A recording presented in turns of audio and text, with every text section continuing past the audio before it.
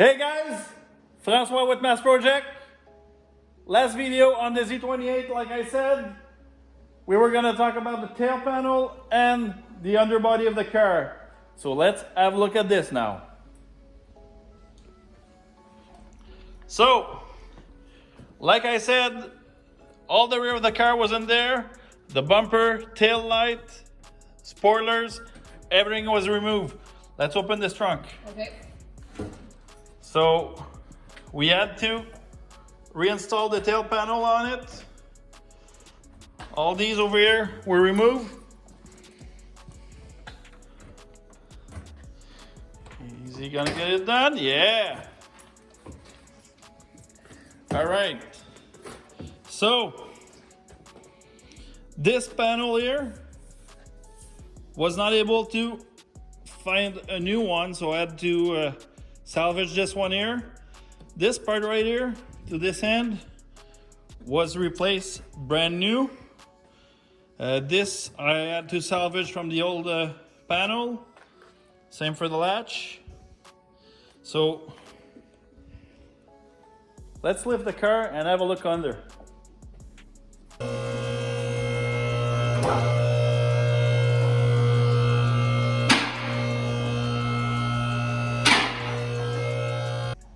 Okay, the tail panel. So the tail panel, there's two parts on it. There's the outer and the inner panel. This is the outer one here. The outer panel comes from the bottom here all the way up. I'll put some pictures for this panel and also this one here. So the inner panel here is about 8-inch high.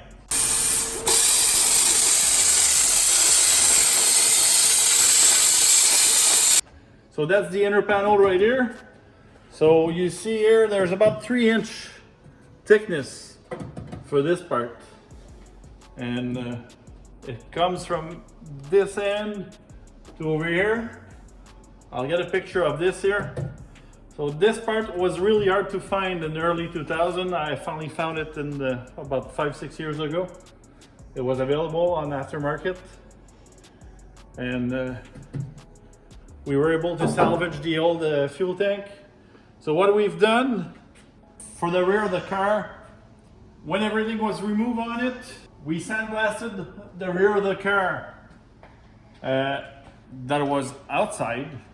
And doing it, it was quite a job, and it was hard to reach all those area under to make sure that all the rust was removed.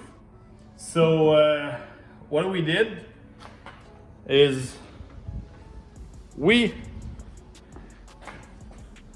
kind of did the surgery method. So the car was on the lift. We had some tarp from top to bottom. They were tied to the door. Plus we had another tarp under the car, and we had a fan right here on the ground that was blowing all the sand and the dust outside. So that was pretty dirty to do the work, but we were able to do a really good job sandblasting this.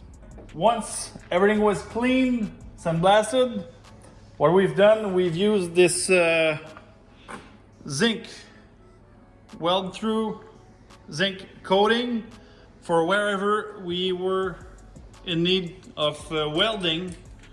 And after all the other area, we've used the self-etching primer to protect the bare metal. So we've installed the inner panel.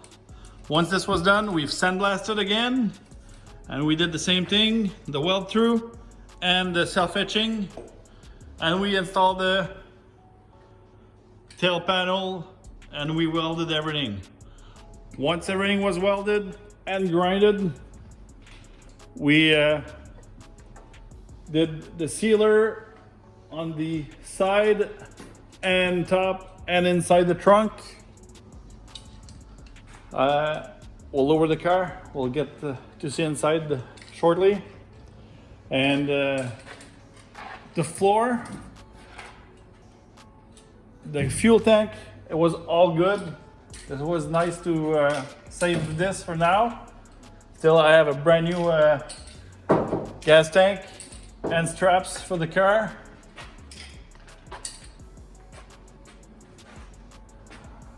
I got this young boy to install the fuel tank. Was it you? Or was it you? I don't know. I think it's me. No, I think it was him. I don't remember. Okay, let's have. I remember we changed it. Yeah. Okay, let's have a look at the inside the trunk. So this is the new panel here. Down to here. This is a new panel.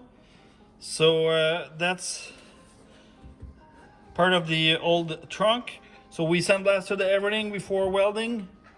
And once it was in place, we tapped everything with the dolly and the hammer. Make sure we had good contact. We welded everything. We re-sandblasted everything. And I'll show you some pictures to see the weld. They were very good. They went through both metal. So we have a very good penetration with the weld. And then we did the seal over here. We did the primer. And then we repainted with the trunk paint for the interior. And I drove with this car since. And sand still comes out of everywhere. It's incredible. Once we have everything reinstalled, we've installed the tail lights to test, make sure everything was correct. That was actually before welding. And once everything was welded and primed, I had, like, this paint was not necessarily very nice. So I had to kind of just spray a bit of paint and blend it in. It did an okay job for now. I can't wait to strip the paint and redo the full body work on it. So let's have a quick look under the car, the underbody, and that's it. Let's lift the car. Okay.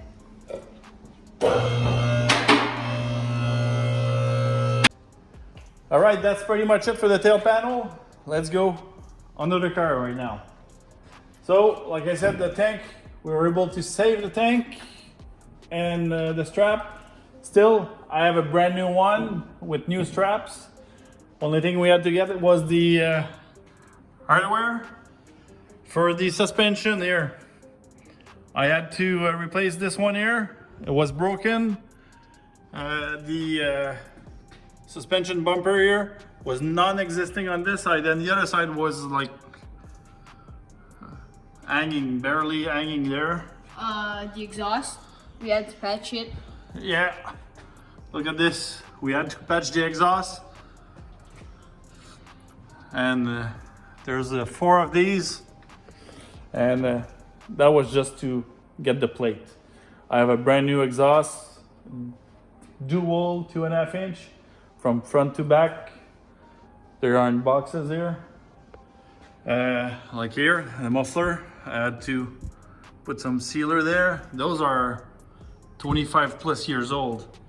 For the brakes, we did the brakes at the back. We replaced all the brake cables. Floors are good. There's a bit of rust, but looks like it's all surface rust.